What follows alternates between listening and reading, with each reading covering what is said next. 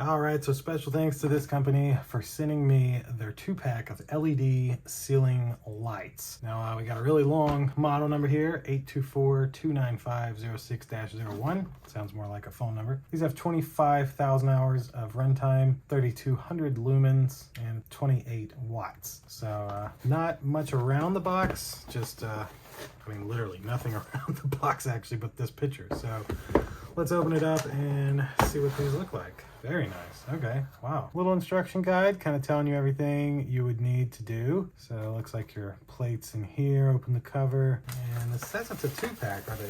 Oh wow, they're really that thin. Okay, so these are the actual lights themselves. Looks like this literally twists off so that you have a mount, and then you're able to mount this and run your screws through and do your thing.